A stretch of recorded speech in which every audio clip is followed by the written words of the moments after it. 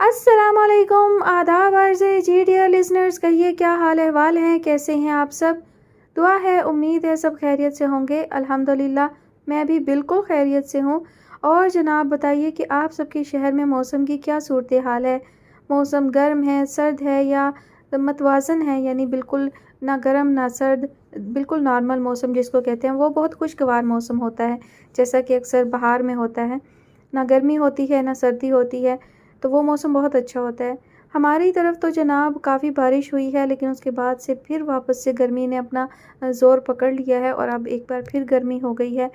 سنا ہے کہ جناب بارشیں ہوں گی اور خوب بارشیں ہوں گی، لیکن اللہ پاک سے یہی دعا کیجیے کہ اللہ تعالیٰ خیر و عافیت والی بارش دے، رحمت بنائے، اسے زحمت مت بنائے۔ اور اس کے علاوہ جناب آپ سب سے کہنا چاہتی ہوں کہ میں کچھ پوئٹری اور کوٹس جو ہیں وہ اپلوڈ کرتی ہوں، شارٹس بھی اور لانگ ویڈیوز بھی ہوتی ہیں جو 1-2 منٹ کی ہوتی ہیں، میکسیمم 3 منٹ کی ہوتی ہیں، تو جناب انہیں بھی تھوڑی سی توجہ دیا کریں اور پوری سن لیا کریں۔ کوئی بات نہیں، 2-3 منٹ سے زیادہ کی تو نہیں ہوتی ہے نا، تو انہیں آپ لازمی واچ کیا کریں اور کمنٹ سیکشن میں بتایا بھی کریں کہ آپ کو کیسی لگی۔ میں انشاءاللہ کوشش کروں گی کہ اب ریگولر اپلوڈ کرتی رہوں۔ ویڈیوز جو ہیں وہ کافی ریکارڈڈ رکھی ہیں شاعری والی، لیکن ایڈٹ نہیں کر سکی ہوں، وقت ہی نہیں ملتا نا، تو تھوڑی سی مجھے سستی بھی ہوتی ہے ایڈٹ میں۔ مطلب میں چاہتی ہوں کہ بس جلدی سے آسانی سے ایڈٹ ہونے والا کام ہو اور بس جلدی سے اپلوڈ کر دوں، لیکن اس میں کافی ٹائم لگتا ہے ایڈٹ کرنے میں، خاص طور پر جب آپ کو ٹیکسٹ ایڈ کرنا ہو۔ خیر کوشش کروں گی کہ ریگولر اپلوڈ کرتی رہوں، امید ہے آپ سب کو پسند آئیں گی۔ بڑھتے ہیں ناول کی نیکسٹ ایپیسوڈ کی جانب، تو جناب ناول کی فرمائش ہم سے کی ہے ہمنگ گرل نے۔ ناول کا نام ہے کوسے قزح کے رنگ، قسط نمبر 13۔ زندگی۔ اپنے ڈپارٹمنٹ کے باہر اوپری سیڑھیوں پر کھڑے 2 لڑکے ہاتھ میں کاغذ لیے ہوئے تھے جن پر مفہوم زندگی لکھا تھا۔ ان کی ہی کلاس کے تمام طلبہ نیچے کھڑے متجسس نظروں سے انہیں دیکھ رہے تھے۔ کندھے پر بیگ ٹکائے ہادی نے ایک نظر انادیہ کو دیکھا جو ہنوز خاموش تھی۔ اندھیری رات میں کسی سنسان گھاٹی جیسی زندگی، اندھیرے کی لپیٹ میں موجود آسمان پر چمکتے چاند جیسی زندگی۔ طلبہ کا شور ایک دم رک گیا۔ خاموشی میں ان دونوں لڑکوں کے بولنے کی آواز سنائی دینے لگی۔ نا امیدی، مایوسی، کھوکھلے پن سے بھرپور زندگی، ہر جذبے، ہر پریشانی کو ساتھ لے کر خوشیوں سے بھرپور زندگی، بے چینی، بے قراری، یہی تو ہے زندگی، امید، سکون اور امن ہے زندگی۔ دونوں نے ششدر ہو کر ایک دوسرے کو دیکھا تھا۔ سناٹے میں گونجتے یہ الفاظ 2 لوگوں کی متضاد سوچ کو بیان کر رہے تھے۔ وہ دونوں حیران تھے، بے حد حیران۔ ادھورے پن سے بھرپور زندگی، مکمل ہونے کی امید پر قائم ادھوری زندگی، خود غرض خوفناک، بے غرض خوبصورت، درد تڑپ، خوشی سکون، آنسو تبسم، بے رنگ کوسے قزح کے رنگ، نفرت محبت، جدائی ملن کی آس۔ دونوں کی بے ترتیب ہوتی دھڑکنوں کا شور ایک دم بڑھا تھا۔ وہ لڑکے اگلے الفاظ پڑھ کر مسکرائے تھے۔ انادیہ نے زور سے آنکھیں میچی تھیں۔ میں، آپ، ہادی، مسز ہادی۔ ترتیب اب الٹ دی گئی۔ پورا گراؤنڈ تالیوں کے شور سے گونج اٹھا۔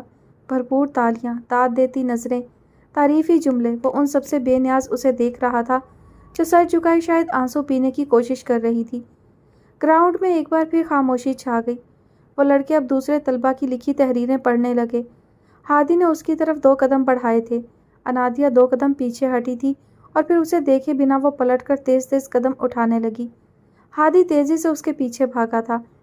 تیز تیز قدم اٹھاتے ہوئے کانوں میں ان لڑکوں کی آوازیں گونج رہی تھیں۔ زندگی۔ آپ۔ اٹھتے قدموں کی رفتار میں تیزی آئی۔ انادیہ رکو۔ وہ اس کے پیچھے آ رہا تھا۔ انادیہ۔ اس نے پیچھے سے آ کر اس کا بازو پکڑا تھا۔ اٹھتے قدم ایک دم رکے تھے۔ کہاں جا رہی ہو؟ وہ سوالیہ نظروں سے اسے دیکھ رہا تھا۔ گھر۔ یک لفظی جواب دے کر اس نے اپنا بازو چھڑانا چاہا۔ ہادی نے دائیں ابرو اٹھا کر اسے دیکھا، پھر اس کا بازو چھوڑا۔ جتنی تیزی سے اس نے اس کا بازو چھوڑا تھا اتنی ہی تیزی سے اس کا ہاتھ پکڑا تھا۔ چلو میرے ساتھ۔ وہ اسے ساتھ لیے آگے بڑھا۔ ہادی کیا کر رہے ہو؟ پاگل مت بنو، گھر جانا ہے مجھے۔ وہ دبا دبا سا چلائی تھی۔ اس کا چلانا نظر انداز کرتا اسے ساتھ لیے پارکنگ ایریا میں آیا تھا۔ فرنٹ سیٹ کا دروازہ کھول کر اسے بیٹھنے کا اشارہ کرتے ہوئے وہ گھوم کر ڈرائیونگ سیٹ کی طرف آیا۔ اسے متذبذب سا وہیں کھڑا پا کر سخت نظروں سے اسے دیکھا۔ بیٹھنے کا کہا ہے۔ آنکھوں سے سیٹ کی طرف اشارہ کیا۔ وہ خفگی سے اسے دیکھتی گاڑی میں بیٹھ گئی۔ وہ بھی گاڑی میں بیٹھ کر گاڑی سٹارٹ کرنے لگا۔ کچھ ہی دیر بعد گاڑی یونیورسٹی سے نکل کر سیاہ سڑک پر پوری رفتار سے دوڑ رہی تھی۔ اپنے آفس میں بیٹھے وہ مختلف فائلوں کے مطالعے میں مشغول تھے۔ سرمئی رنگ کے 3 پیس سوٹ میں ملبوس راکنگ چیئر پر بیٹھے وہ اپنی پوری توجہ کے ساتھ کام میں مشغول تھے۔ توجہ میں خلل بجتے موبائل نے ڈالا۔ انہوں نے ایک نظر موبائل پر چمکتے نام کو دیکھا، پھر فائل بند کی۔ کرسی سے اٹھ کر موبائل اٹھا کر وہ شیشے کی کھڑکی کے پاس آئے۔ موبائل کان سے لگائے نظریں اب نیچے سڑک پر دوڑتی گاڑیوں پر ٹکی تھیں۔ امید ہے جناب خیریت سے ہوں گے، ان کی بھاری آواز خاموش آفس میں گونجی۔ آپ کی امید پر میں پورا اترا، دوسری جانب سے بھی آواز میں سنجیدگی تھی۔ کام میں خلل ڈالنے کی وجہ؟ معذرت کے ساتھ، مگر وجہ آپ کی خیریت معلوم کرنا تھی۔ کلاس سے نکلتے ہوئے اس نے کان کھجائے تھے۔ جوان بیٹا جب امیدوں پر بالٹی بھر کر پانی پھینک دیتا ہے تو ایک باپ کی جو کیفیت ہوتی ہے، میں اسی کیفیت سے گزر رہا ہوں ایاد افندی۔ ان کی بات سن کر اس نے لب دانتوں میں دبائے تھے۔ آپ کی امیدوں پر پھپھوندی لگنے کے سبب ان کی صفائی کرنا ضروری تھی۔ بالٹی بھر پانی گرانے کی وجہ بھی یہی تھی۔ نئے سرے سے امیدیں قائم کریں۔ میں آپ کی امیدوں پر پورا اتروں گا افندی صاحب۔ نیچے سڑک پر سگنلز کے کھلنے کا انتظار کرتی گاڑیاں ارد گرد جمع ہو گئی تھیں۔ تم صفائی نہیں صفایا کر چکے ہو برخوردار۔ بیگ کندھوں پر ٹکائے گراؤنڈ سے گزرتے ہوئے وہ ہلکا سا ہنس دیا تھا۔ تھوڑا رکیں، پھر دل کی صاف زمین پر امید کے بیج بوئیں، انہیں پانی دیں، ان کا خیال رکھیں، ایک خوبصورت اور مضبوط کونپل پھوٹنے کا انتظار کریں۔ اس کونپل کو درخت میں بناؤں گا افندی صاحب۔ کمال مہارت سے وہ اپنی مسکراہٹ چھپا گئے تھے۔ وہ انہیں منانے میں کامیاب ہو چکا تھا۔ کوئی کام ہے تمہیں؟ ان کے اچانک سوال پر وہ گڑبڑا گیا تھا۔ نہیں، بس آپ سے کہنا تھا کہ میرے اکاؤنٹ میں پیسے ڈلوا دیں۔ غریب آدمی ہوں، اجنبی ملک میں خالی ہاتھ کیسے گزارا کروں گا؟ اس نے پھر سے کان کھجائے تھے۔ آج کل کانوں میں نہ جانے کیوں خارش رہنے لگی تھی، پہلے تو صرف زبان میں ہوتی تھی۔ تبھی امیدیں قائم کروا رہے تھے۔ وہ مسکرائے تھے۔ آپ سمجھ گئے؟ اس نے پھر سے کان کھجایا۔ باپ ہوں تمہارا، نالائق اولاد کو چاہیے تھا کہ اس عمر میں خود کمائے اور باپ کو بھی آرام دے، مگر مجھے لگتا ہے تمہارے دیے انڈے کھانے کا میرا خواب خواب ہی رہے گا۔ یہ فارمی مرغی والی بحث لمبی ہو جائے گی افندی صاحب۔ فی الحال آپ سونے کے انڈے میرے اکاؤنٹ میں ٹرانسفر کر دیں۔ کان کو رگڑتے ہوئے اسے محسوس ہوا تھا اس کا کان تپ رہا تھا، گرم گرم اور لال۔ ٹھیک ہے، بھیج دوں گا، مگر قرض کے طور پر۔ وہ قرض جو کبھی لوٹایا نہیں جائے گا۔ وہ کھل کر مسکرایا۔ نالائق اولاد، نالائق باپ کی، اس نے ترمیم کی اور شاندار کی۔ بیوی کا حال چال پوچھا؟ انہوں نے بات بدلی۔ ایاد کی مسکراہٹ آہستہ سے غائب ہوئی۔ وہ یہاں جھوٹ نہیں بول سکتا تھا، بولتا بھی تو پکڑا جاتا، لہٰذا خاموش رہا۔ وجہ؟ ہنوز خاموشی۔ غلط کر رہے ہو۔ پھر خاموشی۔ وہ بھی چند لمحے خاموش رہے۔ میں نے تمہاری تنہائی ختم کرنے کے لیے تمہیں اس کا ہاتھ تھمایا تھا، تم تو اسے بھی تنہا کر گئے عادی۔ ایاد، اگر تم میرے بیٹے ہو تو وہ میری بیٹی ہے ایاد افندی، بالکل محمل جیسی۔ اس کے ساتھ زیادتی کی کوشش مت کرنا۔ سخت لہجے میں اسے وارن کیا۔ آپ کو مجھ پر یقین ہے؟ اگر نہ ہوتا تو اتنے آرام سے تمہیں وارن نہ کرتا۔ انہوں نے گہری سانس لی۔ بس پھر جو جیسے چل رہا ہے چلنے دیں، مجھ پر یقین رکھیں، اس نے تسلی دی۔ وہ مان گئے۔ سڑک پر سگنلز دوبارہ بند ہو کر واپس کھل گئے۔ غروب ہوتے سورج کو الوداع کرنے کے لیے بادل اکٹھے ہو گئے تھے۔ آتشی رنگ کا آسمان خالی خالی نظروں سے ڈوبتے سورج کو دیکھ رہا تھا۔ گاڑی رکنے پر اس نے سر اٹھا کر سامنے دیکھا۔ وہ ایک پارک میں اسے لایا تھا۔ اترو، اس نے ڈیش بورڈ سے اپنا والیٹ اور موبائل اٹھاتے ہوئے کہا۔ ہادی مجھے انادیا، میں نے کہا اترو۔ اس کی بات کاٹ کر اس نے خود ہی آگے ہو کر فرنٹ سیٹ کا دروازہ کھولا تھا۔ وہ ایک دم سیٹ سے لگی تھی۔ ہادی اس کی اس حرکت پر بمشکل مسکراہٹ دباتا گاڑی سے اترا تھا۔ گاڑی لاک کر کے وہ اسے ساتھ لیے پارک میں آیا۔ نگاہیں سبز گھاس سے اٹھتی بیٹھنے کے لیے جگہ ڈھونڈنے لگی۔ پارک کے آخری کونے میں ایک لمبے درخت کے پاس بینچ رکھی تھی۔ وہ بینچ کی طرف بڑھا۔ انادیا بھی اس کے پیچھے چلنے لگی۔ بینچ کے قریب پہنچ کر اس نے سنجیدگی سے انادیا کو دیکھا۔ روبوٹ لگ رہی ہو، میں کہوں گا پھر ہی بیٹھو گی؟ بہویں اکٹھی کیے پوچھتا وہ اس وقت انادیا کو برا لگ رہا تھا۔ کیا ہوا ہے تمہیں؟ اتنی مایوس کیوں ہو؟ تم تو خاصی پر امید ہوتی تھی، تمہاری سوچ اچانک کیسے بدل گئی انادیا؟ گردن ترچھی کر کے اسے دیکھتا وہ پوچھ رہا تھا۔ بدلتے وقت کے ساتھ حالات بھی بدلتے ہیں، اور حالات میں بدلاؤ انسانی سوچ کو ایک ہی نقطے پر نہیں رہنے دیتا ہادی۔ لوگوں کو امید کے جگنوں تھماتا انسان آج مایوسی کے گہرے کنویں میں گر چکا ہے۔ زندگی کی نوید سناتا انسان آج اپنی موت کا منتظر ہے۔ گردش وقت کے ساتھ ہر چیز گردش میں ہے۔ کیا تم وقت کو روک سکتے ہو ہادی؟ چشمے کے پار آنکھوں کے پیالے میں نمی پگھلنے لگی تھی۔ نہیں، میں وقت کو نہیں روک سکتا، کیا پتہ آنے والا وقت بہت اچھا ہو۔ میں اچھے وقت سے محروم نہیں ہونا چاہتا۔ اس کی آنکھوں کو اپنی نظروں کے حصار میں لیے وہ کہہ رہا تھا، کیا اب اچھا وقت آ سکتا ہے؟ کہ جانے والے لوٹ کر آ سکتے ہیں؟ اچھا وقت آ سکتا ہے انادیا، جانے والے لوٹ کر نہیں آئیں گے، مگر ہم جا سکتے ہیں اس جہاں میں بچھڑ کر اس جہاں میں ملیں گے جہاں جدائی کا سوال ہی پیدا نہیں ہوتا۔ وہ اس کی طرف جھک کر نرمی سے کہہ رہا تھا۔ وہ چند لمحے اسے دیکھتی رہی، پھر سر جھکا کر آنسوؤں کے گرد پل باندھنے لگی۔ تم بیٹھو، میں آتا ہوں۔ انادیا نے سر اٹھا کر دیکھا جو بینچ سے اٹھ رہا تھا۔ اس کے سامنے سے گزر کر وہ پارک کے دوسرے کنارے کی طرف جا رہا تھا۔ وہ نظریں اس سے ہٹاتی ارد گرد بیٹھے لوگوں کو دیکھنے لگی۔ بالکل آخری کونے میں بیٹھنے کی وجہ سے وہ بآسانی یہاں سے سب کو دیکھ سکتی تھی۔ بڑے بڑے سبز درختوں کے سائے میں بیٹھے لوگ، ارد گرد کھیلتے بچے، اس پرسکون ماحول میں وہ تھوڑا بہتر محسوس کر رہی تھی۔ ہادی کا اسے یہاں لانے کا فیصلہ غلط نہیں تھا، اور ہادی، ذہن میں اس کا نام آتے ہی وہ سامنے سے آتا دکھائی دیا۔ دونوں ہاتھوں میں کون تھامے، اس کے پاس آ کر ایک کون اسے تھما کر وہ بینچ پر بیٹھا۔ کھا لو گی؟ اس کے سوال پر انادیا نے ناسمجھی سے اسے دیکھا۔ مطلب نقاب میں؟ اس نے بات ادھوری چھوڑی۔ میں عروہ نہیں ہوں ہادی، وہ ہلکا سا مسکرا دیا۔ انفارمیشن کے لیے شکریہ، آیات کو سمجھا دوں گا۔ کون کا ریپر ہٹاتے ہوئے وہ ہلکا سا ہنس دی تھی۔ ہنسنے کی وجہ سے اس کی آنکھوں کے کناروں پر لکیریں سی بنی تھی۔ وہ انہیں دیکھ کر مسکرا دیا تھا۔ ہادی، اس نے نقاب ہلکا سا ٹھوڑی سے اوپر اٹھا کر کون کا ذائقہ لبوں پر محسوس کر کے نقاب واپس نیچے کر کے ہادی کو پکارا۔ ہادی نے سوالیہ نظروں سے اسے دیکھا۔ وہ جو تم نے زندگی کا لکھا تھا، مطلب آپ والا؟ اس نے گڑبڑاتے ہوئے بات ادھوری چھوڑی۔ ہادی نے مسکراہٹ دبائے اسے دیکھا۔ کیا پوچھنا چاہ رہی ہو؟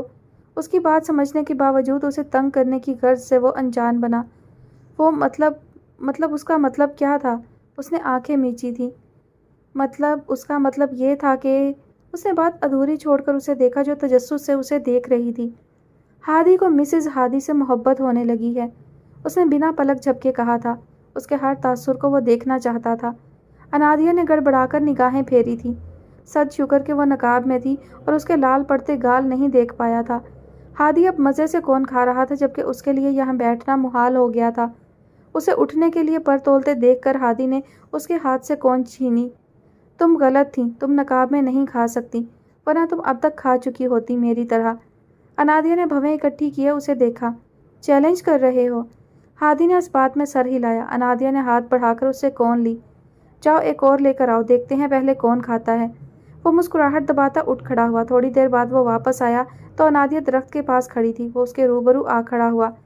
وہ مزید 2 کون لایا تھا؟ انادیا نے نظروں ہی نظروں میں دوسری کون کی بابت پوچھا۔ تم سے آگے نہیں بڑھنا چاہتا کسی بھی معاملے میں، یہ تمہاری… انادیا نے مسکراہٹ دبائی، پھر کون کا ریپر اتارا۔ تم ایسے سامنے کھڑے ہو میرے؟ اس نے بچوں کی طرح ہادی کے دونوں بازو پکڑ کر اسے اپنے سامنے کھڑے کیا، پھر مزے سے نقاب ٹھوڑی پر ٹکا کر دونوں ہاتھوں سے آئس کریم کھانے لگی۔ منظر اب کچھ ایسے تھا کہ اس کے پیچھے اور دائیں جانب دیوار تھی، دائیں طرف لمبا درخت تھا اور سامنے ہادی کھڑا تھا کسی محافظ کی طرح۔ وہ پرسکون سی آئس کریم کھا رہی تھی۔ اسے ہادی سے جیتنا تھا اور ہادی ٹکٹکی باندھے اسے دیکھ رہا تھا۔ ہاتھ میں موجود آئس کریم پگھلنے لگی تھی مگر اس کا دھیان سامنے کھڑی اپنی بیوی پر تھا۔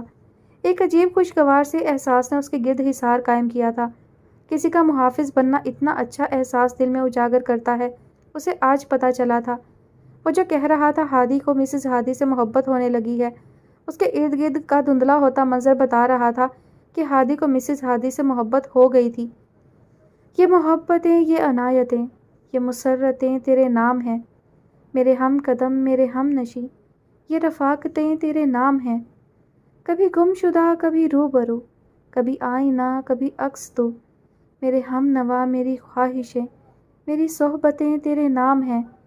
کبھی یہ ہنسی، کبھی یہ نمی، کبھی رنجشیں، کبھی قربتیں، میری زندگی کی حسین سبھی یہ عبارتیں تیرے نام ہیں۔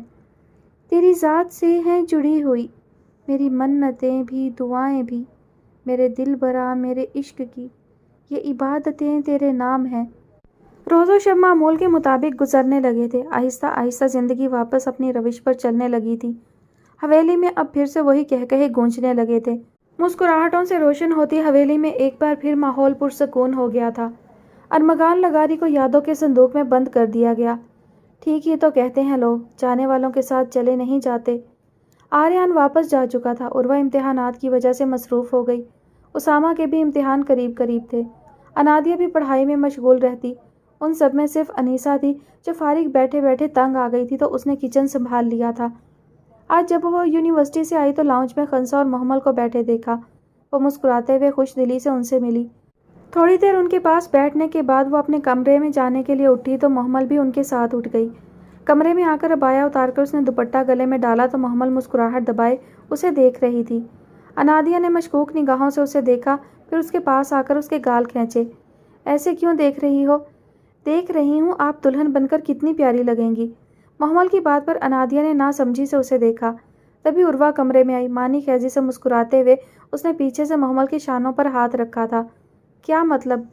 مطلب یہ کہ پیاری بھابھی جان، ہم آج آپ کی رخصتی کی تاریخ لینے آئے ہیں۔ انادیہ کی آنکھیں بے یقینی سے پھیلی تھیں۔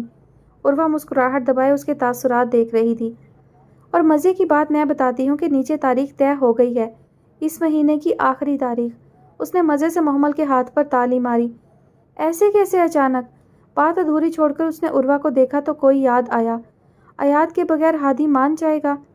بھائی کو آپ ہی خود منا لیں گے، آپ پریشان نہ ہوں، محمل نے اسے تسلی دی۔ محمل اس کے گال دیکھو، عروہ نے محمل کے کان میں سرگوشی کی۔ آپ ہی اتنا تنگ نہ کریں بھابھی کو، آپ کا وقت بھی آنا ہے۔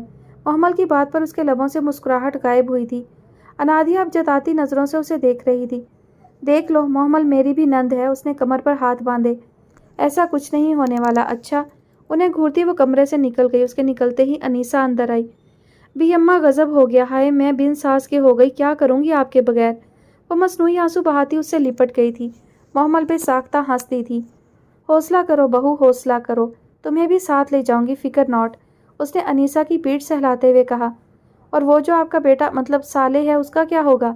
اس نے مسکراہٹ دباتے ہوئے پوچھا۔ فٹے منہ، صالح بھائی کو بیٹا بنا دیا، توبہ استغفر اللہ۔ وہ کانوں کو ہاتھ لگاتی بیڈ پر بیٹھ گئی۔ محمل ان دونوں کے ڈرامے دیکھ کر مسلسل ہنسی روکنے کی کوشش میں تھی۔ وہ اسٹڈی ٹیبل پر مختلف نوٹس پھیلائے بیٹھا تھا جب پاس پڑا موبائل بج اٹھا۔ چشمے کو انگشت شہادت سے پیچھے دھکیلتے ہوئے اس نے موبائل اٹھا کر کان سے لگایا۔ سلام پھپھو، کیسی ہیں آپ؟ سر میں ہوتے درد کی وجہ سے انگوٹھے اور شہادت کی انگلی سے ناک کی اوپری ہڈی کو دباتے ہوئے اس نے سلام کیا۔ دوسری طرف سے سلام کا جواب دینے کے بعد اور چند ادھر ادھر کی باتوں کے بعد خنسا اپنے مدعے پر آئی تھی۔ آیات، تمہیں ابھی گئے صرف 1 سال ہوا ہے، تمہاری واپسی میں ابھی کافی وقت ہے، تم ہادی کو سمجھاؤ، وہ بات مان لے سب کی۔ ابھی ہم رخصتی کر دیتے ہیں، ولیمہ ہم تمہاری موجودگی میں ہی کریں گے، وہ کہہ رہی تھی اور وہ سن بیٹھا انہیں سن رہا تھا۔ جان سے پیارے بھائی کی زندگی کے اتنے خوشگوار موقع پر موجود نہ ہونا اسے دھچکا دے گیا تھا۔ آیات، تم سن رہے ہو؟ وہ ایک دم چونکا۔ جی پھپھو، میں بات کرتا ہوں ہادی سے۔ جی ٹھیک ہے، خدا حافظ۔ موبائل میز پر رکھ کر اس نے سر ہاتھوں میں گرایا تھا۔ درد کی وجہ سے پیشانی کی رگیں ابھرنے لگی تھیں۔ اسے کافی کی اشد ضرورت محسوس ہوئی تھی۔ گہرے ہوتے اندھیرے نے جب رات ہونے کا پیغام دیا تو وہ سونے کی غرض سے بستر پر لیٹ گئی۔ ہوا نے چاند کو کھڑکی سے جھانکنے کا حکم دیا۔ حکم بجا لاتے چاند نے جب کھڑکی سے جھانکا تو نظر اس پر ٹکی جو سائڈ ٹیبل پر رکھا موبائل اٹھا کر وقت دیکھ رہی تھی۔ اس وقت رات کے 11 بج رہے تھے۔ لندن میں اس وقت شام کے 7 بج رہے ہوں گے۔ وہ اس وقت اسے کال نہیں کر سکتی تھی، وہ منع کرتا تھا۔ بال کھول کر تکیے پر بکھیرے کمفرٹر گردن تک اپنے اوپر ڈالے وہ چھت کو دیکھتے ہوئے ہلکا سا مسکرائی تھی۔ ہادی کی شادی کی تاریخ طے ہو گئی تھی اور وہ بے حد خوش تھی۔ البتہ آیات کی غیر موجودگی اسے تھوڑا پریشان کر رہی تھی، مگر ہادی کی خوشی اس پریشانی پر غالب آ رہی تھی۔ اور ایک بار پھر وہ اسے یاد آیا تھا۔ دائیں طرف کروٹ بدلنے پر اس کی نگاہ سامنے رکھی کرسی پر ٹکی تھی۔ وہ اسے زبردستی کرسی پر بٹھا رہا تھا۔ آپ بھی کیا کر رہے ہیں؟ میں کر لوں گی۔ وہ اسے اپنے قدموں میں بیٹھتا دیکھ کر پریشان ہوئی تھی۔ اب تمہاری آواز نہ آئے محمل، سنجیدگی سے کہتے ہوئے وہ جھک کر اس کے ہلکے گلابی رنگ کے جاگرز کے تسمے باندھنے لگا۔ مجھے اچھا نہیں لگتا جب آپ ایسے نیچے بیٹھتے ہیں، وہ خفا ہوئی۔ مجھے اچھا لگتا ہے تمہاری راہ میں بیٹھنا، وہ مسکرایا تھا۔ بیڈ پر لیٹ کر اسے دیکھتے ہوئے وہ بھی مسکرائی تھی دھیرے سے۔ آپ بھی؟ بیڈ سے ٹیک لگا کر نیچے ٹھنڈے یک فرش پر بیٹھ کر وہ ٹانگوں کے گرد حصار قائم کیے کھڑکی سے نظر آتے چاند کو تک رہی تھی۔ جانم، اس نے گردن ترچھی کر کے اسے دیکھتے ہوئے اس کی پکار پر لبیک کہا تھا۔ کتنی محبت کرتے ہیں مجھ سے؟ وہ تھوڑی گھٹنوں پر ٹکائے پوچھ رہی تھی۔ محبت کی مقدار ہوتی ہے کیا محمل؟ اس نے مبہم سا مسکراتے ہوئے پوچھا تھا۔ ہاں نا، تبھی تو لوگ کہتے ہیں میں تم سے محبت کرتا ہوں، کچھ کہتے ہیں میں تم سے بہت زیادہ محبت کرتا ہوں، کبھی کہتے ہیں میں تم سے بہت بہت بہت بہت محبت کرتا ہوں۔ اگر محبت میں ناپ تول نہیں ہوتی تو یہ بہت اور زیادہ کا فرق کیوں؟ اس کے سوال پر ایاد نے گہری ہوتی مسکراہٹ کے ساتھ اس کا سر اپنے کندھے پر ٹکایا تھا۔ اچھا بتاؤ، کبھی سمندر کی پانی کی مقدار کا پتہ چلا ہے یا صحرا میں ریت کے ذروں کی مقدار کا؟ اس نے دھیرے سے نفی میں سر ہلایا۔ جس دن انسان سمندر کے پانی اور صحرا میں ریت کے ذروں کی مقدار کو معلوم کرنے میں کامیاب ہو گئے، اس دن میں تمہیں بتاؤں گا کہ میں محمل افندی سے کتنی محبت کرتا ہوں۔ محمل لاجواب ہوئی تھی۔ میں تمہیں اپنی زندگی کہتا ہوں، تم میری جانم ہو۔ کیا کوئی انسان اپنی جان سے بھی زیادہ کسی سے پیار کر سکتا ہے محمل؟ وہ اس کے جواب پر چند لمحے سر اٹھا کر اسے دیکھتی رہی تھی، پھر دھیرے سے واپس اس کے کندھے پر سر رکھتے ہوئے آنکھیں بند کر گئی تھی۔ بیڈ پر لیٹ کر ان دونوں کو دیکھتے ہوئے اس کی آنکھوں سے آنسو گر کر تکیے میں جذب ہوا تھا۔ اس نے فوراً اپنا گال رگڑا تھا۔ اس کے آبی کو اسے روتا دیکھ کر تکلیف ہوتی تھی، یہ جانتے ہوئے بھی کہ وہ کیسے روتی۔ اتنی محبت کیوں کرتے ہیں آپ مجھ سے آبی؟ انسان اپنی آتی جاتی سانسوں سے اسی لیے محبت کرتا ہے کیونکہ وہ جانتا ہے یہ سانسیں ہی اسے زندہ رکھے ہوئے ہیں۔ میری محبت کی وجہ بھی یہی ہے بجم۔ اس نے تیزی سے گرتے آنسوؤں کو چھپانے کے لیے اپنا بازو اپنی آنکھوں پر رکھا تھا۔ کھڑکی سے جھانکتا چاند اداس ہوا تھا۔ ہوا نے اسے واپس آنے کا پیغام دیا۔ وہ سر جھکا کر کھڑکی کے سامنے سے ہٹ گیا۔ رابطے بھلے نہ ہوں، چاہتیں تو رہتی ہیں، درد کے توسط سے نسبتیں تو رہتی ہیں، چھوڑ جانے والوں کو روک تو نہیں سکتے، مدتوں مگر ان کی عادتیں تو رہتی ہیں۔ وہ بیڈ کراؤن سے ٹیک لگا کر بیٹھا دونوں بازوؤں کو سر کے نیچے رکھ کر دیوار کو گھور رہا تھا۔ سفید رنگ کی دیوار جس پر ڈھلتی شام کے منظر کی پینٹنگ لگی تھی، سیاہ ہوتا آسمان، ڈوبتا سورج، ابھرتا چاند، آتشی رنگ کا آسمان، سفید بادل، پینٹنگ کے نیچے لکھے الفاظ، گمسم سا کھڑا ہے کوئی دروازۂ دل پر، اس شام کا منظر تو دل آویز بہت ہے، شام بخیر زندگی۔ اس نے بے اختیار نظریں پھیری تھی۔ یہ اس اندھے گدھے کے کام تھے۔ اس کا نام ذہن میں آتے ہی ہادی کا موبائل بج اٹھا۔ اسکرین پر اندھا گدھا لکھا جگمگا رہا تھا۔ اس نے گہری سانس لیتے ہوئے کال اٹھا کر موبائل کان سے لگایا۔ اگر مجھے منانے کے لیے کال کی ہے تو فوراً بند کر دو، سنجیدگی سے کہتے ہوئے اس نے پاس رکھا کشن اپنی گود میں رکھا۔ موٹے زیادہ پھیلنے کی ضرورت نہیں ہے، جو کہہ رہی ہیں پھپھو چپ چاپ وہ کر لو۔ اس نے ایاد کی بات سن کر آنکھیں گھمائی تھیں۔ ایسے کیسے بھئی؟ جا کر تاریخ بھی طے کر دی، مجھ سے پوچھا بھی نہیں۔ میں کوئی شادی وادی نہیں کر رہا، اگر اتنا ہی شوق ہے کروانے کا تو پہلی فرصت میں پاکستان آؤ، تمہاری موجودگی میں شادی کرنے پر مجھے کوئی اعتراض نہیں ہے۔ اس نے جھنجھلا کر کہا۔ میرا آنا ناممکن ہے، پیپرز چل رہے ہیں، تم چپ چاپ شادی کرو، ولیمہ جب میں آؤں گا پھر کریں گے۔ ایاد نے حل نکالا۔ ایک وعدہ کرو پھر۔ وہ ایک دم سیدھا ہو کر بیٹھا۔ میرا ولیمہ تمہاری شادی والے دن ہوگا۔ فضول بکواس نہ کرو، زیادہ پھیلنے کی ضرورت نہیں ہے۔ چپ چاپ صبح مارکیٹ جاؤ اور شیروانی لیتے ہوئے لائف مجھے دکھاؤ گے، سمجھے؟ ہادی نے اس کی بات سن کر ابرو اٹھائی۔ بڑا میں ہوں کہ تم؟ ایک دن سے کوئی فرق نہیں پڑتا ہادی، اس نے گہری سانس لے کر کہا تھا۔ میرا نکاح پڑھواتے ہوئے تو یہ بات بہت اہم تھی تمہارے لیے، اس نے دانت کچکچا کر کہا۔ اب نہیں ہے، میں فون رکھ رہا ہوں، پیپر کی تیاری کرنی ہے۔ پھپھو سے کہہ دوں گا ہادی مان گیا ہے۔ محمل کا خیال رکھنا، بابا کا اور اپنا بھی۔ رکو رکو، بات سنو، مگر اس کی بات سنے بنا کال کاٹ دی گئی تھی۔ وہ موبائل کو گھور کر رہ گیا۔ اندھا گدھا، زیر لب بڑبڑاتے ہوئے وہ بیڈ سے اترا۔ وہ خنسا کو کال کرنے والا تھا تو اس کی کال سے پہلے ہادی کو خنسا کے کمرے میں اپنی موجودگی یقینی بنانی تھی۔ وہ کسی پر بھروسہ نہیں کر سکتا تھا فی الحال۔ گہرے ہوتے اندھیرے کے ساتھ چاند کی چمک بھی بڑھ رہی تھی۔ روشن چاند کو تکتے ہوئے وہ سیڑھیوں پر بیٹھا تھا۔ رائفل گھٹنوں پر ٹکا کر کھڑی کر کے رکھی ہوئی تھی۔ خالی خالی سی نظروں سے چاند کو تکتے ہوئے اسے کسی کے قدموں کی چاپ سنائی دی۔ کوئی اس کے برابر میں آ کر بیٹھا، گرم گرم چائے کا کپ اس کی طرف بڑھایا۔ جاگنے کے لیے چائے کا ساتھ ضروری ہے۔ آریان نے مسکراتے ہوئے چائے کا کپ اس سے لیا۔ مجھے چائے پی کر بھی نیند آ جاتی ہے حسانے، اس نے چائے کے کپ سے اڑتی بھاپ پر انگلی پھیرتے ہوئے کہا۔ ہاں، گدھوں کو کوئی فرق نہیں پڑتا، اس نے کندھے اچکائے۔ ٹریننگ کا آخری دن کافی تھکا دینے والا تھا۔ صبح ہم سب کو سلامی پیش کی جائے گی۔ کئی نوجوان دشمنوں سے لڑنے کے لیے تیار ہو گئے ہیں، آریان نے مسکراتے ہوئے کہا۔ میں آفیسر سے درخواست کروں گا ہم دونوں کو ہر مشن پر ساتھ بھیجیں۔ حسان نے گرم گرم چائے کا کپ لبوں سے لگایا۔ اور میں، شہریار کی آواز پر دونوں نے نظریں اٹھا کر سرتا پیر اسے دیکھا۔ کباب میں سے ہڈی ہمیشہ نکال دی جاتی ہے۔ آریان نے بھی چائے کا کپ لبوں سے لگایا۔ میں مرغی بن جاؤں گا، تم لوگ مجھے چاہ کر بھی نہیں نکال پاؤ گے، اس نے سینہ تان کر کہا۔ تمہاری اطلاع کے لیے عرض ہے، تم مرغا بن سکتے ہو، حسان نے اسے اطلاع دی۔ تم لوگوں کے لیے میں مرغی بھی بن جاؤں گا۔ آریان اور حسان نے معنی خیز نظروں سے ایک دوسرے کو دیکھا، پھر سر ہلاتے ہوئے چائے کے کپ سیڑھیوں پر رکھ کر اٹھ کھڑے ہوئے۔ بن کے دکھاؤ اب۔ وہ دونوں اس کے روبرو آ کر کھڑے ہوئے۔ شہریار نے ایک قدم پیچھے ہٹتے ہوئے ان دونوں کو دیکھا۔ آلتو جلالتو آئی بلا کو ٹالتو۔ وہ آنکھیں بند کیے جلدی جلدی پڑھنے لگا۔ وہ ایک ایک قدم پیچھے ہٹ رہا تھا، وہ دونوں ایک ایک قدم آگے بڑھ رہے تھے۔ دیکھو یار ہے نا ہم تو، وہ رحم طلب نظروں سے دونوں کو دیکھتے ہوئے بولا۔ نہیں، ہم تمہارے یار نہیں ہیں، آریان مسکرایا۔ دیکھو تم لوگوں کو تمہارے سروں کی قسم۔ وہ بھاگنے کے لیے پر تولنے لگا۔ قسم ریجیکٹڈ۔ آریان نے ایک قدم آگے بڑھایا۔ شہریار فوراً پلٹ کر بھاگا تھا، وہ دونوں بھی اس کے پیچھے لپکے تھے۔ کہاں گئے وہ یار پرانے؟ میں، آریان اور حسان نے پوری قوت سے ہوا میں اچھل کر وہ چلایا تھا۔ آریان اور حسان بھی اس کے پیچھے اچھلے تھے۔ زمین پر قدم رکھتے ہی وہ پھر سے بھاگا تھا۔ سالے آج تو بچ کر دکھا۔ وہ دونوں چلاتے ہوئے اس کے پیچھے بھاگے تھے۔ سیاہ بادلوں میں گھرا چاند مبہم سا مسکراتے ہوئے انہیں دیکھ رہا تھا۔ کہاں گئے وہ یار پرانے؟ میں، آریان اور حسان نے ہوا دوستی کے گیت گاتی ان کے پیچھے رقصاں تھی۔ گہری رات مزید گہری ہو رہی تھی۔ ایک لمبی رات گزرنے کے بعد روشن صبح نے سوئے ہوئے لوگوں کو جگایا۔ حویلی میں آج کل شادی کی تیاریاں عروج پر تھیں۔ انادیہ کے ساتھ ہی انیسہ کو رخصت کرنے کا بھی فیصلہ کیا گیا تھا۔ ارمغان صاحب کو اس دنیا سے گئے 1 ماہ ہونے والا تھا۔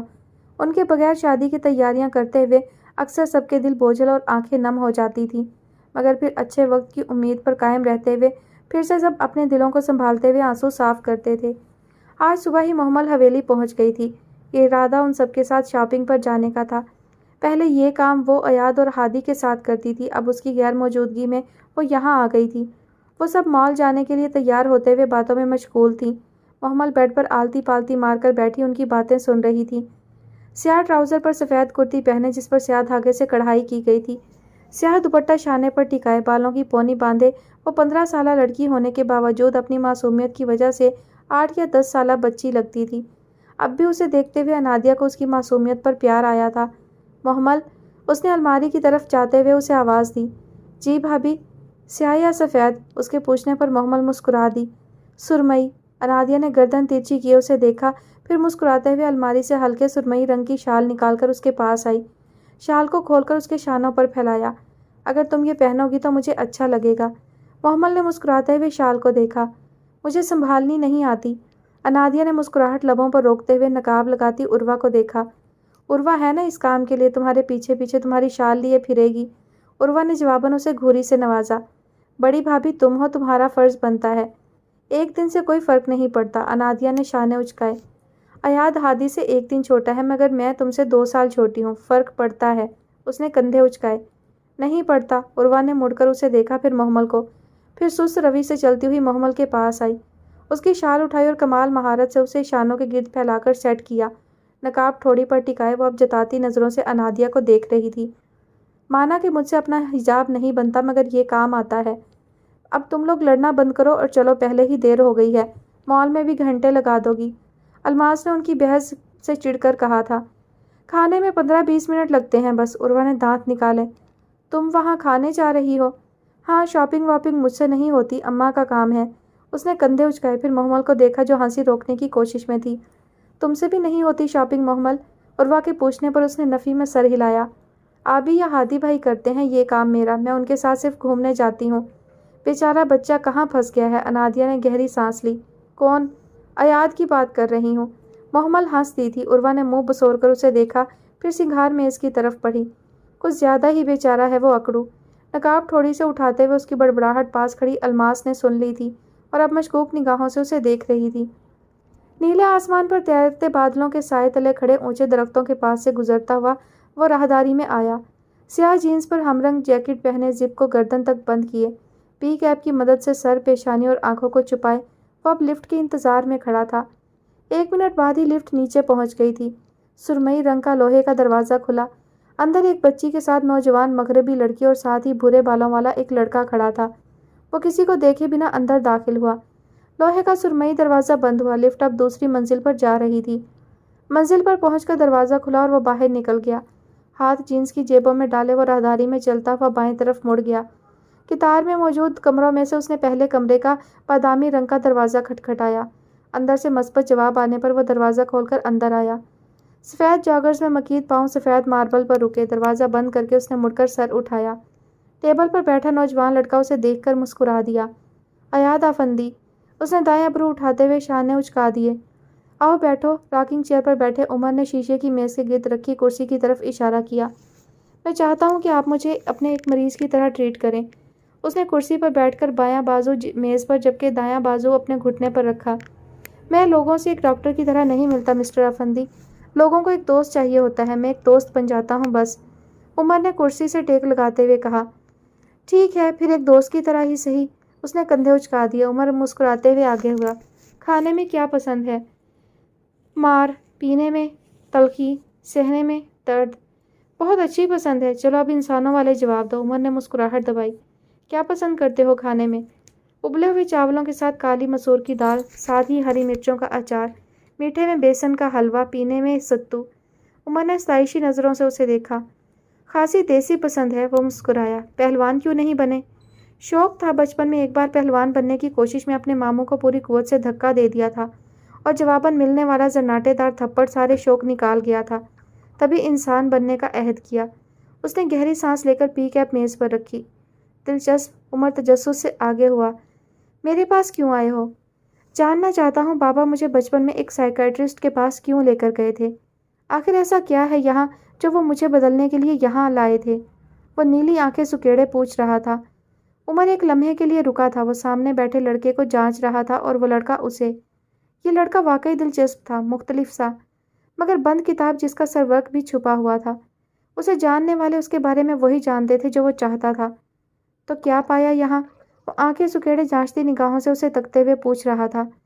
ایاد اس کے جواب پر رکا، لب دھیرے سے کھولے، پھر آگے ہوا۔ یہی کہ یہاں موجود لوگ وہی سنتے ہیں جو انہیں بتایا جائے، وہی دیکھتے ہیں جو انہیں دکھایا جائے۔ وہ کبھی بھی انسان پر یہ بات آشکار نہیں ہونے دیتے کہ وہ جانتے ہیں سامنے والا بندہ جھوٹ بول رہا ہے۔ وہ جھوٹ کو بھی سچ سمجھ کر سنتے ہیں۔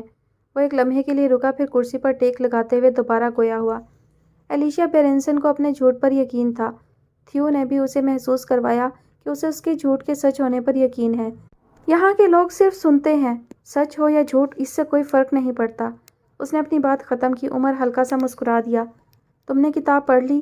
ایاد نے سر ہلایا۔ مجھے لگا مجھے پڑھنی چاہیے۔ اس نے کندھے اچکا دیے۔ عمر خاموش رہا، شاید اس کے بولنے کا انتظار کرنے لگا۔ ایاد نے اپنے لب کھول کر اس کے انتظار کو جلد ختم کر دیا۔ تم نے کہا تھا جو بولتے نہیں ہیں وہ لکھتے ہیں، اس کی تفصیل بتاؤ گے؟ عمر نے سر ہلا دیا۔ انسان ہر وقت سیکھنے کے عمل میں ہوتا ہے۔ انسان ہر گزرتے لمحے میں کچھ نہ کچھ سیکھ رہا ہوتا ہے ایاد۔ ایک وقت ایسا آتا ہے کہ انسان بالکل بھر جاتا ہے، تب انسان کو بولنا چاہیے تاکہ خلا قائم ہو، جگہ بنے۔ انسان کو لکھنا چاہیے تاکہ ذہن اور دل دونوں پر دباؤ نہ پڑے۔ مگر جب انسان خاموش رہتا ہے تو انسان اس بوجھ تلے دب جاتا ہے۔ جذبات، احساسات، انسان کی سوچ، یہ سب انسان کو اپنے بوجھ تلے دبا کر ناکارہ کر دیتے ہیں۔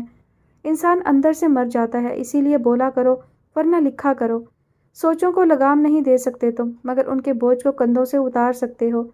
اس نے گہری سانس لے کر بات ختم کی۔ ایاد خاموش رہا، جیسے کچھ سوچ رہا ہو۔ اپنی سوچ کو الفاظ کا پیرہن پہنا کر وہ بولنے کی تیاری کرنے لگا۔ جو لوگ سنتے ہیں کیا انہیں بھی کوئی سننے والا ملتا ہے؟ بالکل، میں سب کی سنتا ہوں اور اب تمہیں سنا رہا ہوں۔ وہ مسکرا دیا۔ ایاد چند لمحے اسے دیکھتا رہا، پھر نظروں کا رخ اس کے عقب میں کھڑکی سے نظر آتے منظر کی طرف کیا۔ باہر برف باری ہو رہی تھی۔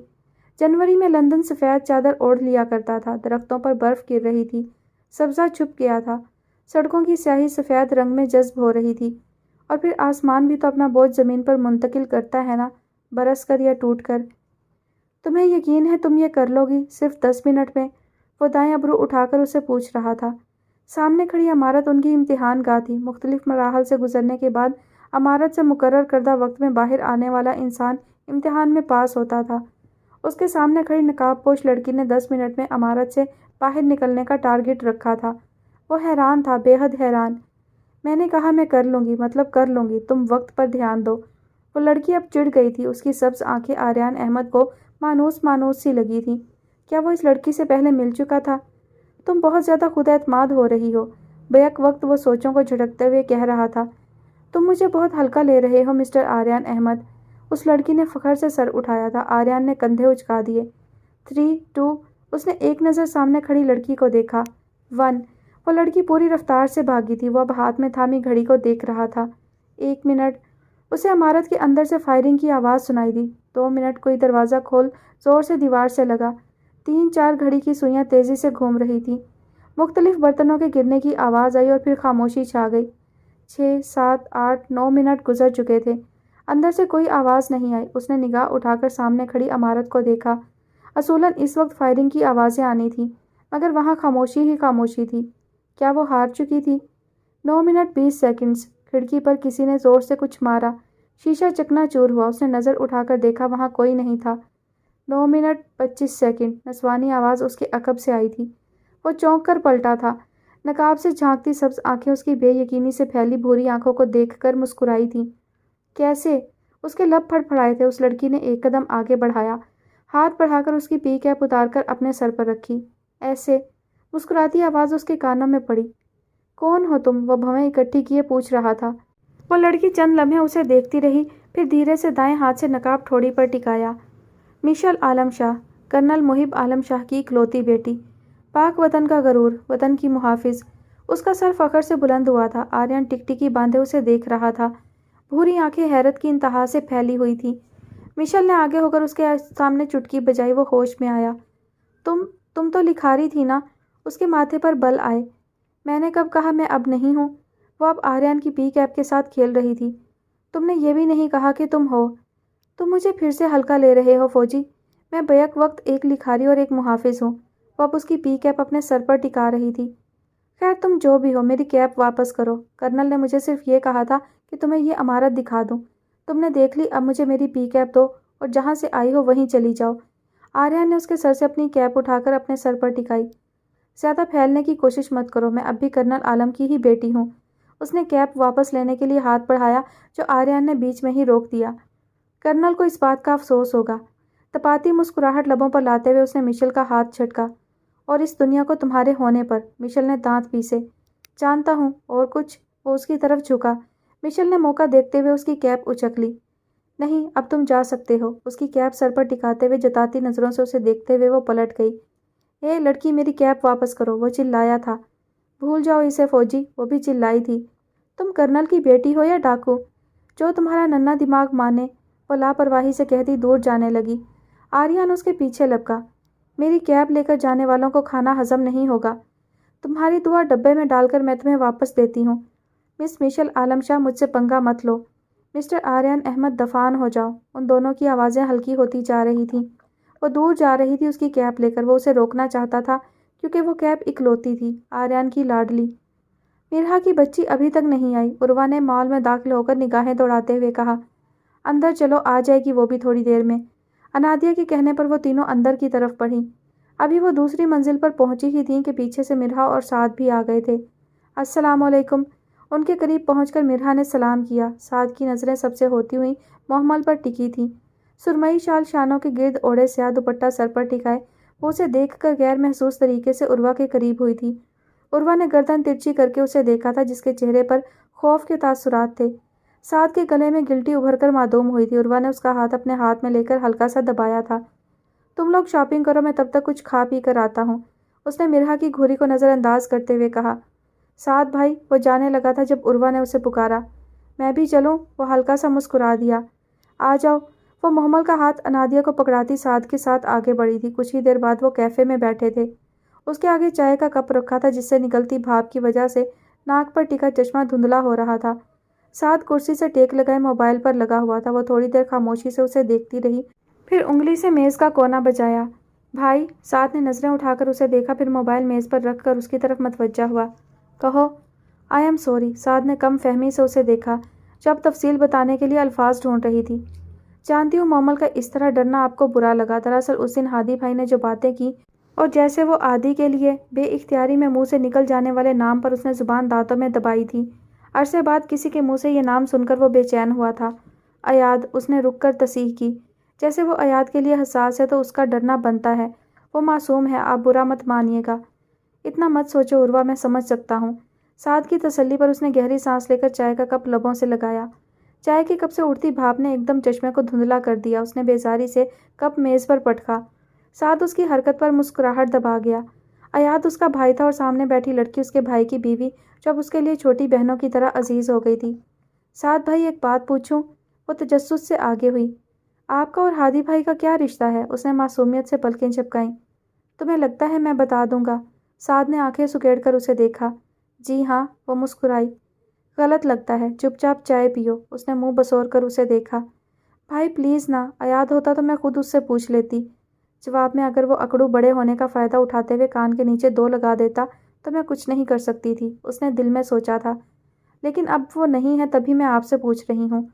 اور کوئی بات نہ بتائیں، بس یہ بتا دیں آپ ہادی بھائی اور ایاد کے کیا لگتے ہیں؟ فون پر پوچھ لینا، اس سے بتا دے گا۔ سعد نے لاپرواہی سے کہتے ہوئے چائے کا گھونٹ بھرا۔ وہ کھڑوس میرا لگتا ہی کیا ہے جو اس سے فون پر پوچھوں؟ اس نے دانت پیسے۔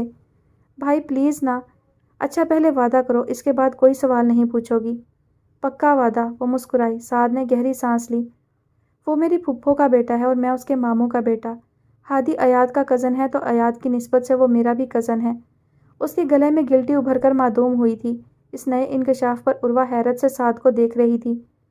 وجہ جو بھی ہوگی، میرے ماں باپ میں سے کسی ایک سے مجھے بدگمان کر دے گی۔ آپ آج کے دن اپنی امی کی وجہ سے ڈسٹرب ہوتے ہیں نا؟ کانوں میں اپنی ہی آواز گونجی تو وہ چونک گئی۔ آپ جانتے ہیں آپ کی پھپھو کہاں ہیں؟ اگر آپ جانتے ہیں تو آپ ایاد کو بتا کیوں نہیں دیتے؟ وہ چلا ہی تو اٹھی تھی۔ سعد نے اس کی بڑھتی آواز پر ادھر ادھر دیکھا تھا، کوئی ان کی طرف متوجہ نہیں تھا۔ اللہ اللہ سعد بھائی، آپ ایاد سے یہ بات کیوں چھپا رہے ہیں؟ وہ تو اپنی امی کی وجہ سے اتنا ڈسٹرب ہوتے ہیں۔ اس کا رد عمل کسی ننھی بچی جیسا تھا، معصومیت سے بھرپور۔ تم نے وعدہ کیا ہے تم مزید کچھ نہیں پوچھو گی، سعد نے اس کا وعدہ اسے یاد دلایا۔ آئی ایم شاکڈ بھائی، کبھی سوچا بھی نہیں تھا کہ آدی کی امی مطلب میری۔ وہ ایک لمحے کے لیے رکی۔ سعد اس کی ادھوری بات کا مفہوم سمجھ کر مسکراہٹ دبا گیا۔ مطلب میری بھی امی آپ کی پھپھو ہیں اور آپ جانتے ہیں وہ کہاں ہیں، اور یہ بات آپ آدی سے چھپا رہے ہیں؟ اس نے خفگی سے سعد کو دیکھا۔ انا؟ سعد کے کہنے پر اس نے ناسمجھی سے اسے دیکھا۔ وہ پھپھو کو انا کہتا تھا۔ انا؟ اس نے زیر لب دہرایا تھا۔ کیا وہ یہیں کہیں ہے سعد بھائی، ہم سب کے قریب؟ سعد نے نفی میں سر ہلایا تھا۔ وہ اس کے سامنے راز کھول چکا تھا، اب اسے بات سمیٹنی تھی۔ وہ ہم سب سے بہت دور ہیں، ان کا اور آدی کا ملنا ممکن نہیں۔ تم یہ بات کسی کو نہیں بتاؤ گی اور نہ اب مزید کچھ پوچھو گی۔ عروہ نے نچلا ہونٹ دانتوں میں دبائے اسے دیکھا۔ ایک آخری بات، وہ آدی کی شادی کا جانتی ہیں؟ مطلب وہ مجھے جانتی ہیں؟ ایک ننھے بچے کی طرح خوشی کی رمق نظر آئی تھی اس کے چہرے پر۔ سعد نے دھیرے سے نفی میں سر ہلا دیا۔ وہ آدی کو بھی نہیں جانتی عروہ۔ اس کی آنکھیں بے یقینی سے پھیلی تھیں۔ سعد نے اسے اب خاموش ہو جانے کا اشارہ کیا تھا۔ وہ ٹکٹکی باندھے سعد کو دیکھ رہی تھی، اور سعد، وہ اپنے جھوٹ بولنے پر اپنے ضمیر کو خاموش کروا رہا تھا۔ بڑھتے اندھیرے کے ساتھ ہی برقی جگنو چمکنے لگے تھے، لوگوں کا ہجوم بڑھ رہا تھا۔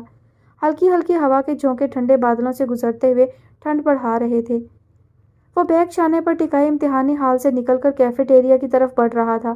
ہاتھ میں پکڑے ٹیشو سے اپنی لال ہوتی ناک کو رگڑتے ہوئے وہ داؤد کے ہمراہ قدم بڑھا رہا تھا جب جینز کی جیب میں موجود موبائل تھر تھرایا۔ وہ ایک نظر ارد گرد ڈالتا موبائل جیب سے نکال کر کیفیٹیریا میں داخل ہو کر بیٹھنے کے لیے جگہ ڈھونڈنے لگا۔ داؤد نے ایک خالی میز کی طرف اشارہ کیا۔ وہ سر ہلاتا میز کی طرف بڑھا۔ کرسی کھینچ کر بیٹھتے ہوئے اس نے کال ریسیو کی۔ موبائل کی روشن اسکرین پر کسی مال کا منظر تھا۔ سامنے بڑا سا آئینہ تھا جس میں مختلف شیروانیوں کا عکس دکھائی دے رہا تھا۔ وہ داؤد کو کافی لانے کا کہہ کر موبائل کی طرف متوجہ ہوا۔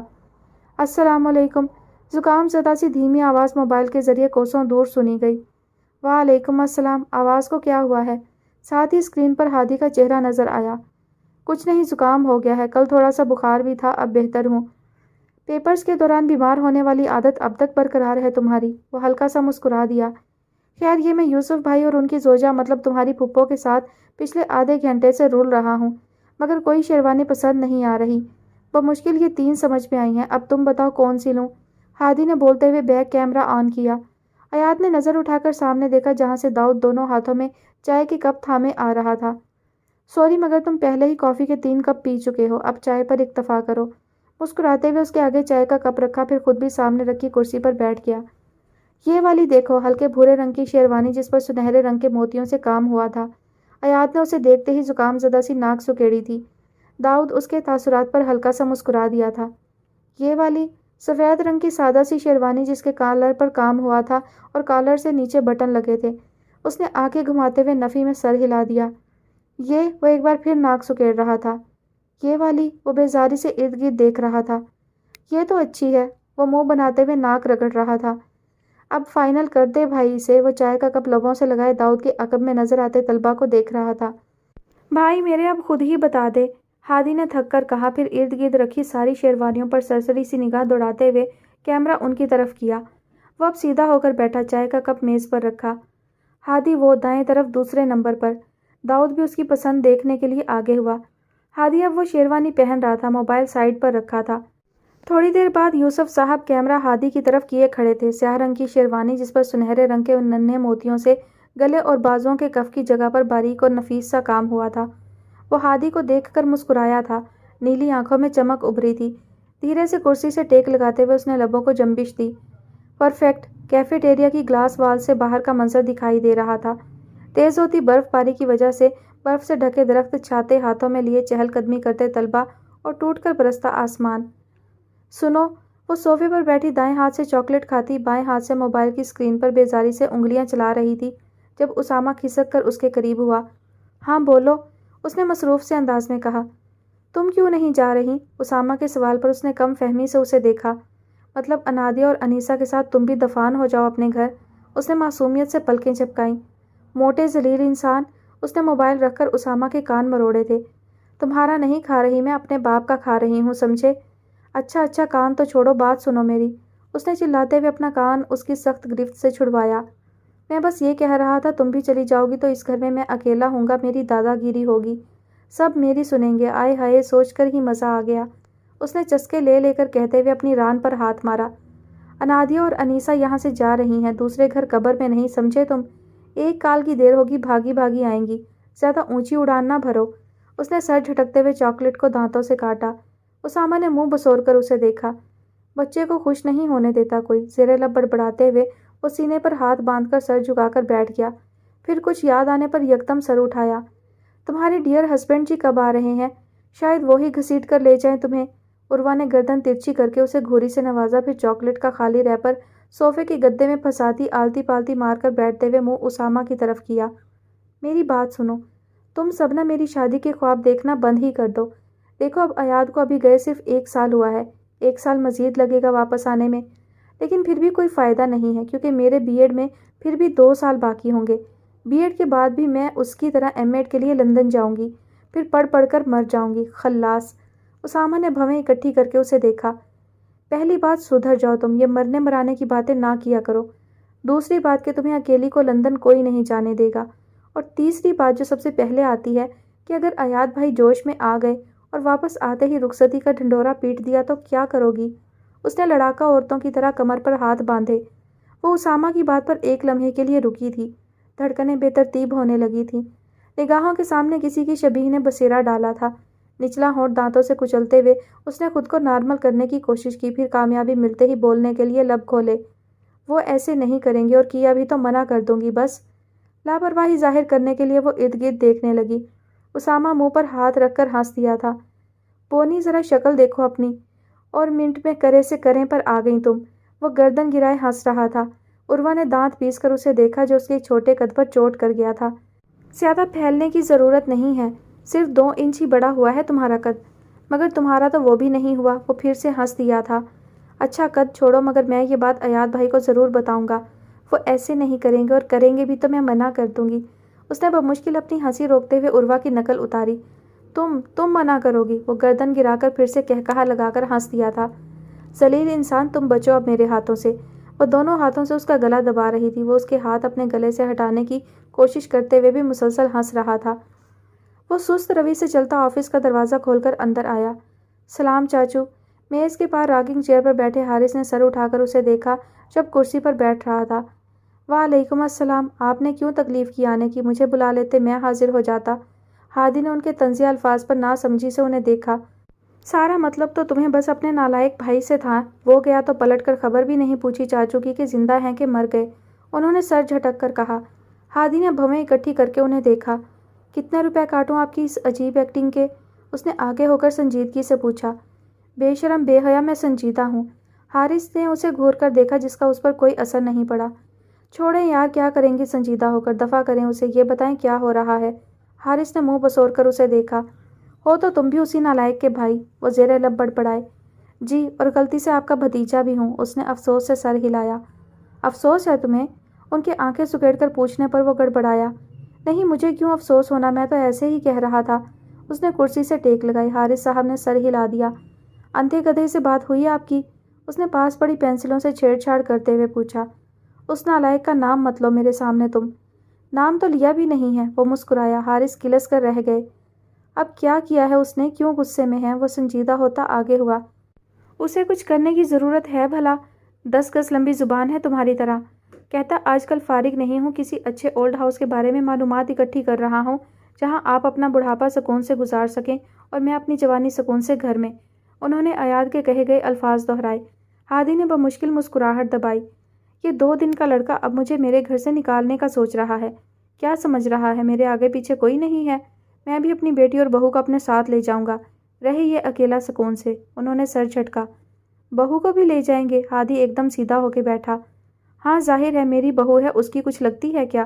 انہوں نے آنکھیں گھمائیں۔ رکے، میں اسے پوچھ لوں اس کی کچھ لگتی ہے کہ نہیں۔ اس نے موبائل نکالنے کے لیے جینس کی جیب میں ہاتھ ڈالا تو موبائل ندارد۔ چاچو میں موبائل گاڑی میں بھول آیا ہوں، ابھی لے کر آیا، اس نے کرسی سے اٹھتے ہوئے کہا۔ تم رکو، میں عادل کو بھیجتا ہوں۔ نہیں، میں لے آؤں گا، مسکراتے ہوئے کہہ کر وہ آفس کا دروازہ کھول کر باہر آیا۔ راہداری سے گزرتے ہوئے اس نے ارد گرد نگاہیں دوڑائیں۔ اپنے اپنے کاموں میں مشغول افراد مختلف کیبنوں میں موجود جدید مشینوں کے آگے بیٹھے چہرے پر بلا کی سنجیدگی قائم کیے اپنے مستقبل کے لیے پریشان یہ لوگ دن رات اپنے لیے محنت کرنے والوں میں سے تھے۔ سوچوں کو جھٹکتے ہوئے وہ پارکنگ ایریا میں آیا۔ مختلف گاڑیوں سے گزر کر وہ اپنی گاڑی کے پاس آیا۔ دروازہ کھول کر اس نے جھک کر ڈیش بورڈ سے اپنا موبائل اٹھایا، گاڑی سے سر نکال کر سیدھا کھڑا ہوا۔ دروازہ بند کرتے جیسے ہی وہ پلٹا تو سامنے سعد کو کھڑا پایا۔ وہ سینے پر ہاتھ باندھے سنجیدگی سے اسے دیکھ رہا تھا۔ ہادی نے ایک لمحے کے لیے اسے دیکھا، پھر سائڈ سے نکلنے لگا۔ مجھے تم سے بات کرنی ہے، سنجیدگی برقرار تھی، لیکن مجھے تم سے کوئی بات نہیں کرنی۔ وہ موبائل جینس کی جیب میں اڑس کر جانے لگا۔ میں نے کہا مجھے بات کرنی ہے، سعد نے اسے کوہنی سے پکڑ کر روکا۔ میں نے کہا مجھے کوئی بات نہیں کرنی، اس نے دانت پیس کر کہتے ہوئے پلٹ کر ایک زوردار مکہ سعد کے منہ پر رسید کیا تھا۔ وہ لڑکھڑا کر پیچھے ہوا، سر جھکا کر ہونٹ کے کنارے پر انگوٹھا رکھا۔ مکہ اتنا زوردار تھا کہ ہونٹ کے کنارے کی جلد پھٹ چکی تھی اور اب وہاں سے خون رسنے لگا تھا۔ اوکے، یہ غیر ارادی تھا، ہادی نے اس کی پھٹی جلد دیکھ کر صفائی دی۔ سعد نے سر ہلایا۔ اب تم غیر ارادی طور پر میرے ساتھ چلو گے، مجھے بات کرنی ہے تم سے۔ میں کہیں نہیں جا رہا۔ ٹھیک ہے، پھر میں ادھار چکاتے ہوئے تمہیں بھی غیر ارادی طور پر ماروں گا۔ یوں ہم لڑیں گے، پولیس آئے گی، ہم جیل جائیں گے، پھر وہاں بیٹھ کر آرام سے بات کریں گے۔ سعد نے اسے اس کا روشن مستقبل جیل کی نظر ہوتے ہوئے دکھایا۔ ہادی نے دانت پیس کر اسے دیکھا۔ جو بات کرنی ہے یہیں کرو، وہ اس کے مقابل آن کھڑا ہوا۔ کہیں بیٹھ کر؟ ہادی نے پلک جھپک کر اسے دیکھا، پھر اپنی گاڑی کے بونٹ پر چڑھ کر بیٹھ گیا۔ سعد نے دانت پیس کر اسے دیکھا، مگر اب کوئی چارہ نہیں تھا۔ اس نے وقت ضائع کیے بنا بات شروع کی۔ تم نے اس دن جو بکواس کی تھی اس کی وجہ سے محمل مجھ سے ڈرنے لگی ہے، ایسے جیسے میں نے اس کے نہ جانے کتنے بھائیوں کا قتل کیا ہو۔ اس کی بات سن کر ہادی کے ماتھے پر بل پڑے، وہ چھلانگ لگا کر نیچے اترا۔ تم محمل سے ملے؟ سعد نے گہری سانس لیتے ہوئے اس بات میں سر ہلایا۔ ہادی نے تنے ہوئے جبڑوں کے ساتھ دائیں ہاتھ کا مکہ بنا کر اس کے منہ پر مارا تھا۔ میں نے کہا تھا میری بہن سے دور رہو، وہ چلایا۔ سعد نے جھکا ہوا سر اٹھایا، تبھی ایک اور مکہ اس کے منہ پر لگا۔ وہ لڑکھڑا کر پیچھے ہوا۔ اور میرے بھائی سے بھی، سعد ہاشمی، وہ پوری قوت سے چلایا تھا۔ سعد نے سر اٹھا کر ہونٹ بھینچ کر اسے دیکھا۔ تم گدھے ہو پورے۔ ایک دم آگے بڑھ کر اس نے پوری قوت سے اپنا سر ہادی کے سر میں مارا تھا۔ تم چنڈرے ہو پورے۔ جوابی کارروائی کے طور پر اس نے سعد کو مکہ مارنا چاہا۔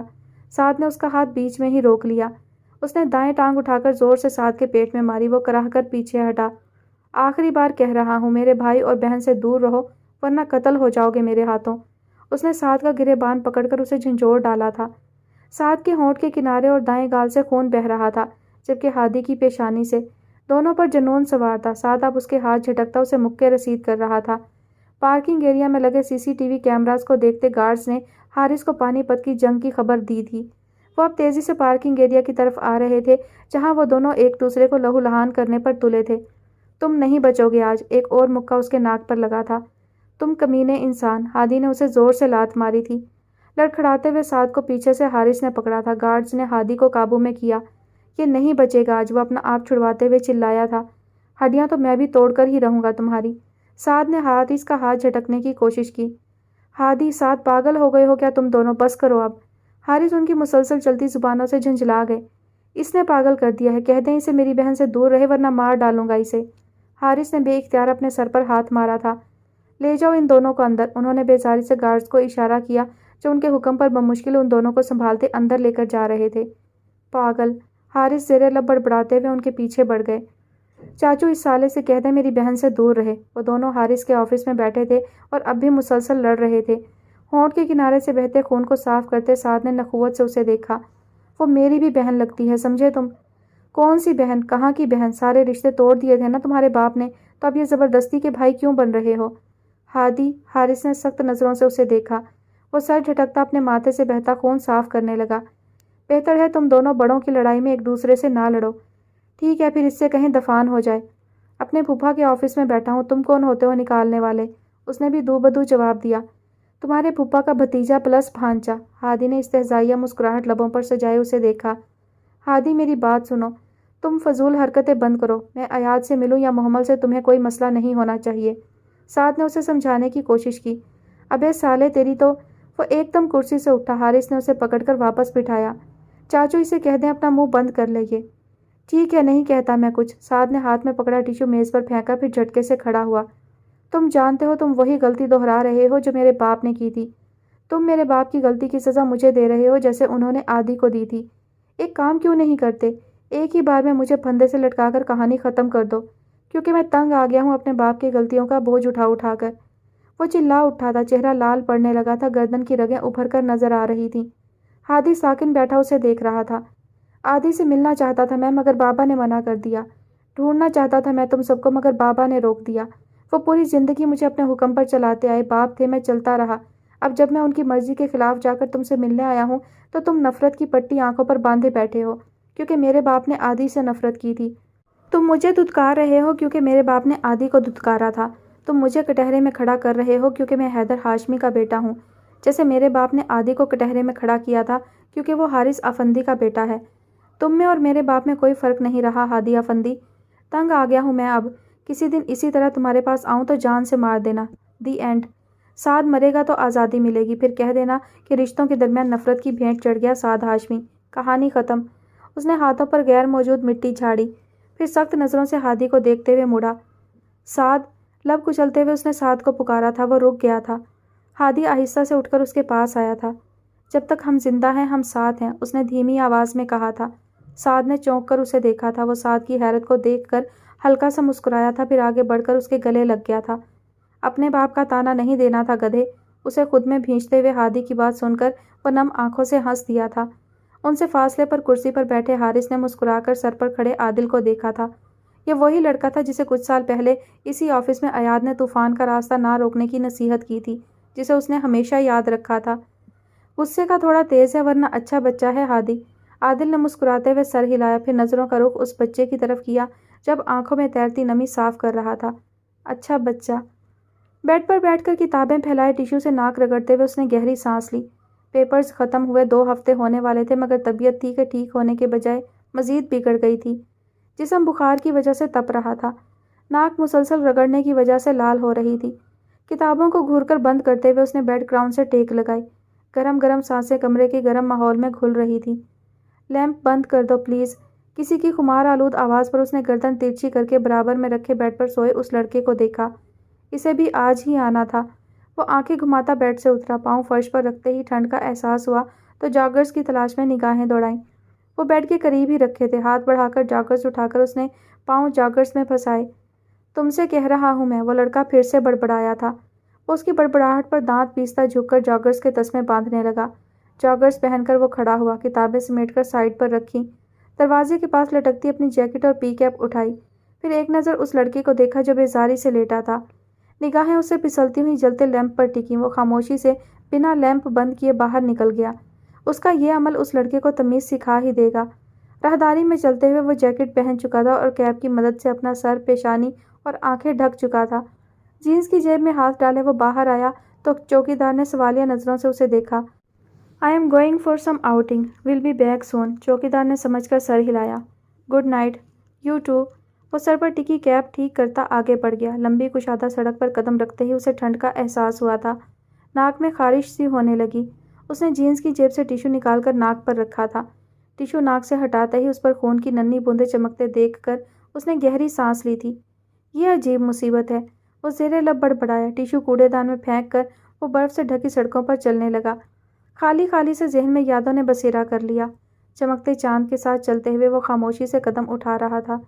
सुनो, जब सड़कें बर्फ़ से ढकी होती हैं, स्याह बादल चांद के गिर्द घेरा तंग कर देते हैं। हवा के बहाव के साथ तुम्हारी यादें भी बहती चली आती हैं। मेरा जिस्म बुखार की हिद्दत से तप रहा है, मगर उस बंद कमरे में मेरा दम घुट रहा है। जानता हूँ जब तुम्हें यह पता चलेगा कि मैं इस ठंड में बुखार के बावजूद बाहर फिर रहा हूँ तो तुम खफा हो जाओगी, मगर तुम्हें बताएगा कौन? वो हल्का सा मुस्कुराया था तल्खी से। जहन में उमड़ती सोचों को अल्फाज देना और वो अल्फाज लबों को जुम्बिश दिए बिना कहना सिर्फ इंसान खुद ही सुन सके, ये एहसास दर्द को बढ़ा देता है। इशारा होता है कि इंसान तन्हा है, वो सब सुनने वाले पीछे छोड़ आया है। नाक से कोई चीज़ रेंगती हुई महसूस हुई तो उसने सर झुकाकर नाक पर उंगली रखी। ताज़ा ताज़ा गाढ़ा लाल खून उंगली की पोरों पर चमक रहा था।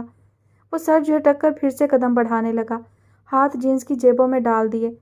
सोचों में गुम चलते हुए अचानक बर्फ़ के एक बड़े से टुकड़े से ठोकर लगने पर वो चौंका था। आज हादी की मेहंदी थी। उसके मोबाइल की बैटरी ख़त्म हो गई थी, तभी वो इस बात से अनजान रहा था।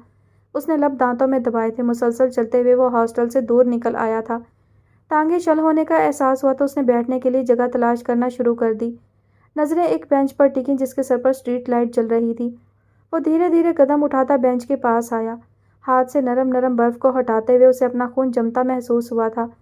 भूरे सख्त हाथ ठंडे पड़ रहे थे। रगें उभर कर नजर आ रही थीं, नीली रगें जिनमें गर्दिश करता खून भी जमने लगा था। अगर तुम मेरा ये हाल देख लो तो। उसने लब दांतों से कुचलते हुए अपनी आगे की सोच को अल्फाज में ढालने की कोशिश नहीं की। वो गहरी सांस लेकर बेंच पर बैठ गया। नज़रें सफ़ेद बर्फ़ से ढकी सड़क पर टिका दी। वापस क्यों नहीं चले जाते अगर उन सबको इतना ही याद करते हो तो? उसने झुकी गर्दन उठाकर सामने देखा। वो दाऊद था। तरहम भरी निगाहों से उसे देखता वो नज़रें चुरा गया था।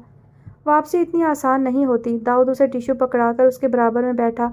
एक कठिन मुसाफत तय करने के बाद तो बिल्कुल भी नहीं। मैं उन सबको पीछे छोड़ आया हूँ। मेरी मंजिल आगे है। अगर मुड़कर देखा भी तो जम जाऊँगा, यही दस्तूर है। जमे हुए तो तुम अब भी हो। तुम्हारे जज्बात जम चुके हैं बर्फ़ की मानिंद। सोचो, जिस दिन ये बर्फ़ पिघली तो अपनी कसीर तादाद में होने की वजह से पानी की सूरत में सब बहा ले जाएगी, किसी सैलाब की तरह। बर्फ़ का एक नरम सा गोला उसके स्याह बालों में गिरा था। हल्की सी आवाज़ के साथ बर्फ़ टुकड़ों में बट गई। मैं बर्फ़ सा हूँ। टूटना और बिखरना मेरा मुकद्दर है, हमेशा दूसरों के हाथों, इस बार खुद से ही सही। उसके बराबर में बैठे दाऊद ने कुछ कहने के लिए लब खोले, फिर कुछ सोचकर बोलने का इरादा तर्क करके लब बंद किए। उसने नीली आंखों का इर्तिकाज़ बर्फ़ से हटाकर हल्का सा सर उठाकर आसमान की जानिब किया। सर्दी की वजह से ठिठुरता हुआ स्याह आसमान, बादलों में घिरा चमकता चांद। उसे फिर से अपने नाक से कोई चीज़ रेंगती हुई महसूस हुई थी। लाल लाल गाढ़ा खून बहने लगा था। गले में खारिश सी महसूस हुई तो वो आगे होकर झुका। मुंह से खून निकलकर सफ़ेद बर्फ़ को लाल रंग दे गया। दाऊद ने चौंक कर उसे देखा। आप एक ऐसे बिगड़े सुल्तान हैं जो अपनी सल्तनत के चक्रों में अपना आप भुला चुके हैं अभी। और मेरी सल्तनत कौन है? कलबम। उसकी हालत बिगड़ रही थी। वो गिर रहा था, आंखें बंद हो रही थीं। दाऊद उसे संभालने के लिए आगे बढ़ा था। उसका हाथ पकड़ते ही वह चौंका था। सहम कर उसे देखा था जिसका सर बेंच की पुश्त पर टिका था। आंखें बंद थीं। वो ठंडा पड़ चुका था, बर्फ़ जैसा ठंडा। अयाद, वो चिल्लाया था। उसकी चीख उस खामोश रात में कई पल गूंजती रही थी। स्याह बादल अब चांद के आगे आ चुके थे। चांद छुप गया था। अंधेरा गहरा हो रहा था।